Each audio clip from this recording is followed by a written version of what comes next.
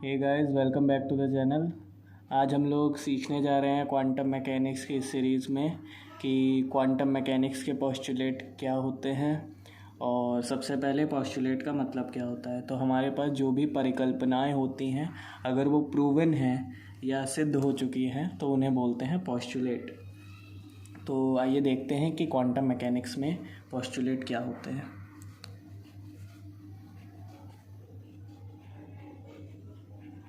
Postulates of quantum mechanics.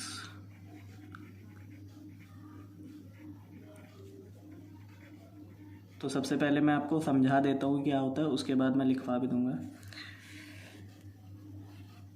मान लीजिए कि कोई पार्टिकल है, वो 1 डायमेंशनल स्पेस में है या 3 डायमेंशनल स्पेस में है। तो उस पार्टिकल की स्टेट को बताने के लिए हमारे पास एक फंक्शन होना चाहिए। ठीक है, स्टेट का मतलब है कि वो किस पोजीशन में, उसका मोमेंटम क्या है, उसकी वेलोसिटी क्या है। इस तरीके के पार्टिकल की जो स्टेट बताता है उसे वेव फंक्शन कहा जाता है। और हम लोग क्वांटम मैकेनिक्स में वेव फंक्शन को साई से डिनोट करते हैं। तो आइए इसको लिख लेते हैं और फिर समझते हैं कि इसका मीनिंग क्या है। तो लिखिए, the state of a single particle, single और मल्टीपल पार्टिकल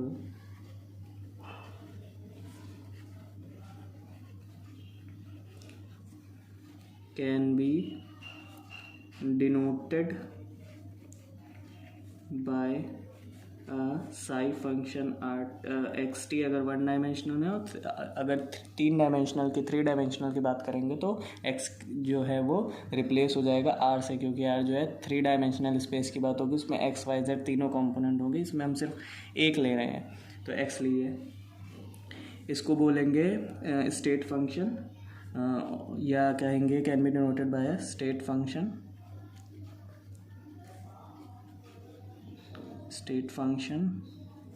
और आइगन फंक्शन भी कह सकते हैं इसको। अभी बताएंगे कि आइगन फंक्शन, आइगन वैल्यूज़ क्या होते हैं।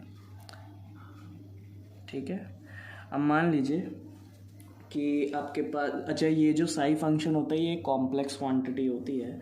ठीक है, तो अभी इसका कॉन्जुगेट लेना भी सीखेंगे। तो मान लीजिए हमारे पास 2 बाउंड्री है, ठीक है, और ये जो है वो x है और ये x प्लस डी एक्स है। ठीक है, इस रेंज के अंदर कोई पार्टिकल है हमारा, ठीक है, और यहाँ से इसके बीच के डिस्टेंस जो है वो डी एक्स है। इस रेंज के अंदर हमें पार्टिकल की प्रोबेबिलिटी फाइंड करनी है कि पार्टिकल उपलब्ध होगा या नहीं होगा। प्रोबेबिलिटी क्या होती है? प्रायिकता की, या तो होगा या तो नहीं होगा। तो अगर हम प्रोबेबिलिटी की बात करें 3 डायमेंशनल स्पेस में, 3D में, तो क्या हो जाएगा, देखिए कैसे फाइंड करते हैं। ये जो आपका एक्स टी फंक्शन है वो आर टी में कन्वर्ट हो जाएगा, क्योंकि 3 डायमेंशनल की बात कर रहे हैं। तो साई ऑफ आर टी, ठीक है, उसका कॉम्प्लेक्स कॉन्जुगेट, और फिर साई का ही फंक्शन, और फिर उसके बाद अगर 1 डायमेंशनल की बात हो रही तो डी एक्स, अगर 3 डायमेंशनल की बात हो रही तो डी एक्स डी वाई और डी जेड। ठीक है, अब आप ये जानते हैं कि डी एक्स वॉल्यूम क्या होता है भाई, length into breadth into height, तो एक्स वाई इंटू जेड, यानी कि ये जो चीज़ लिखे है ये वॉल्यूम ही तो लिखा है। तो अगर इसको हम ऐसे भी तो लिख सकते हैं, psi star R T, psi R T D V. अगर इस डी वी को नीचे भेज दें, P upon D V psi star R T psi of R T, तो ये क्या बन जाएगा, प्रोबेबिलिटी, और नीचे जो है हमने वॉल्यूम से इसको डिवाइड कर दिया, यानी कितने वॉल्यूम में हमें प्रोबेबिलिटी फाइंड करनी है, तो वो डेंसिटी का फॉर्मूला बन जाएगा। तो इसी चीज़ को क्वांटम मैकेनिक्स में प्रोबेबिलिटी डेंसिटी बोला जाता है। प्रोबेबिलिटी डेंसिटी ये बहुत इंपॉर्टेंट टर्म है, और इसका फॉर्मूला जो है आप क्या लिखेंगे, Sai star R T psi R T. ठीक है, या इसको आप ये लिख सकते हैं मॉड के अंदर साई स्क्वायर। ठीक है, ये आपका होता है प्रोबेबिलिटी डेंसिटी का फॉर्मूला। और मैंने आपको बता दिया कि यहाँ पे अगर आप 3 डायमेंशनल की बात कर रहे हैं तो एक्स टी को आप आर टी से डिनोट करेंगे, और आर टी में जो है यहाँ पे अगर 1 डायमेंशनल है तो सिर्फ डी एक्स होता है, या सिर्फ डी वाई होता है, या सिर्फ डी जेड होता है। 3 डायमेंशनल में अगर आ गए आप तो D X D Y D Z तीनों टर्म लेंगे। इसके बाद इसकी ये फर्स्ट पोस्टुलेट हो गया। इसके बाद यहाँ पे देखते हैं कि सेकंड पोस्टुलेट हमारा क्या कहता है। सेकंड पोस्टुलेट पे बढ़ने से पहले आप लोगों को आइगन वैल्यू और आइगन फंक्शन बताना पड़ेगा।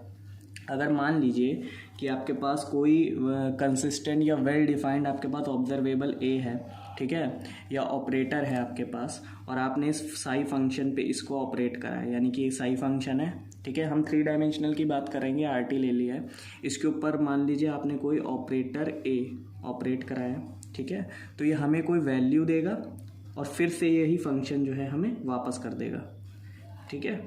तो ये चीज़, इस चीज़ को क्या बोला जाता है, इसको बोलते हैं ऑपरेटर, इस चीज़ को बोलते हैं आइगन फंक्शन, जो कि मैंने अभी बताया था, स्टेट फंक्शन, आइगन फंक्शन, ठीक है। ये जो आपकी कांस्टेंट वैल्यू निकल के आती है इसे बोलते हैं आइगन वैल्यू, ठीक। और इस पूरे इक्वेशन को बोलते हैं eigen value equation, eigen value equation, ठीक है। तो 2 पोस्टुलेट हम लोगों ने पढ़ लिए हैं, और आपकी जो ये आइगन वैल्यूज़ होती हैं हमेशा रियल होंगी, ठीक है। तो इसके बाद हम लोग थर्ड पोस्टुलेट पढ़ते हैं कि थर्ड पोस्टुलेट हमारा क्या कहता है।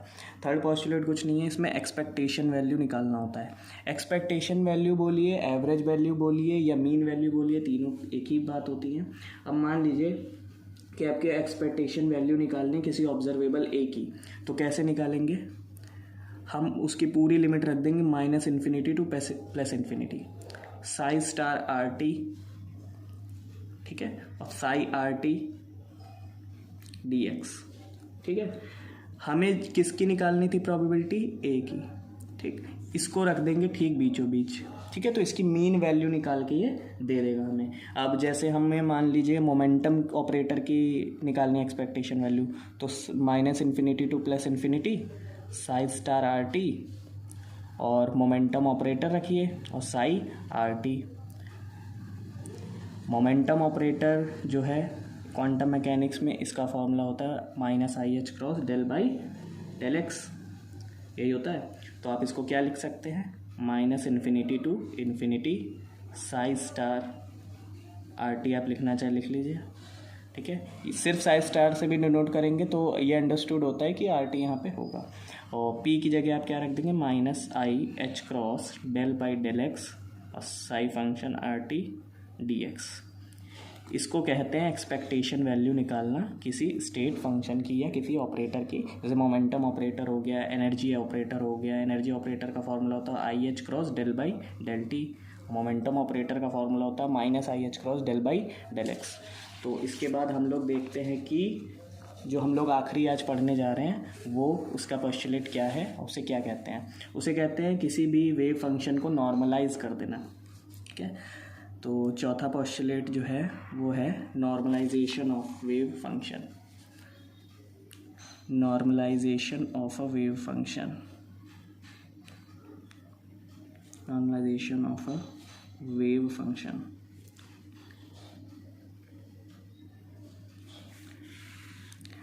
अच्छा, इसका क्या मतलब होता है, सबसे पहले तो ये देखते हैं। मान लीजिए हम लोग ये कर रहे थे सबसे पहले -∞ to ∞, psi of R T, आप आर टी लिखना चाहे रख लीजिए, वरना ऐसे ही रखने दीजिए, कोई दिक्कत नहीं है, और Sai of R T D x. अगर इसकी वैल्यू 1 आ जाती है तो फंक्शन को नॉर्मलाइज बोला जाता है। अब उसका मतलब क्या हुआ, नॉर्मलाइज तो हो गया, ठीक है, 1 आ गया इसकी वैल्यू, किसी फंक्शन को ऐसे हमने डिनोट किया, उसकी वैल्यू आ गई 1, तो उसको कहते हैं कि नॉर्मलाइज है फंक्शन।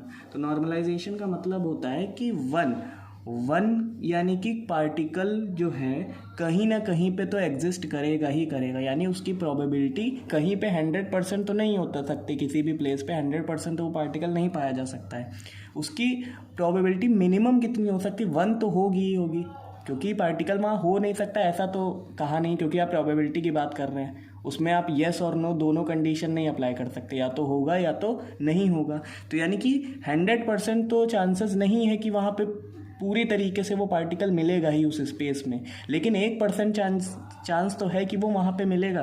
तो इसलिए =1 जो होता है इसको कहते हैं नॉर्मलाइज्ड फंक्शन, नॉर्मलाइज्ड फंक्शन, ठीक है। और क्वांटम मैकेनिक्स में सारे के सारे वेव फंक्शन जो होते हैं वे नॉर्मलाइज्ड वेव फंक्शन होते हैं। तो all wave function all wave function in quantum mechanics are normalized wave function.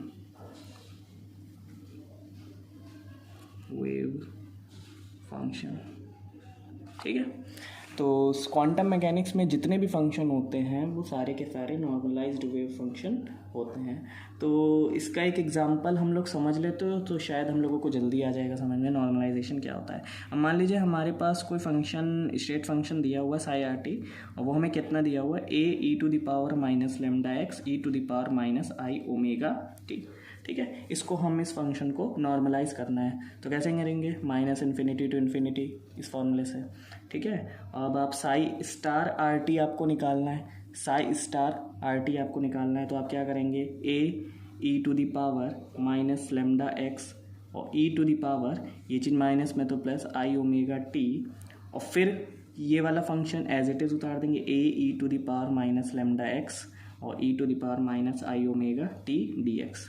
ठीक है, यहाँ साई स्टार किया है इस फंक्शन का और साई को एज इट इज़ उतार दिया और डी एक्स कर दिया है।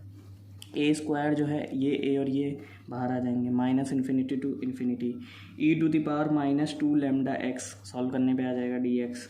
अब ये इवन इंटीग्रेशन है। ठीक है, तो क्या कर सकते हैं भाई, देखिए a square minus infinity to infinity power है तो टू बाहर लेके ज़ीरो टू इन्फिनिटी कर देंगे, e to the power minus two lambda x d x. इसको इंटीग्रेट कर लीजिए सिंपल, ये हो गया टू ए स्क्वायर और अंदर क्या बचेगा, इसको इंटीग्रेट करेंगे तो minus E to the power minus two lambda x upon minus two lambda, limit जो है ज़ीरो टू इन्फिनिटी, तो टू ए स्क्वायर ये आपका हो जाएगा, इस टू से ये टू गया और क्या आ गया आपका e to the power minus two lambda x upon minus lambda, तो ये टू चला गया था ऐसा, a square upon minus lambda, अंदर क्या बचेगा, एक बार इन्फिनिटी रखेंगे बाय ज़ीरो तो ज़ीरो माइनस वन, तो इससे करेंगे ज़ीरो का मल्टीप्लाई तो ज़ीरो हो जाएगा, और फिर ये माइनस के साथ इसके साथ करेंगे तो क्या आ जाएगा, ए स्क्वायर वन के साथ मल्टीप्लाई करने पे ए स्क्वायर अपॉन लेमडा, तो a square upon lambda equal to one.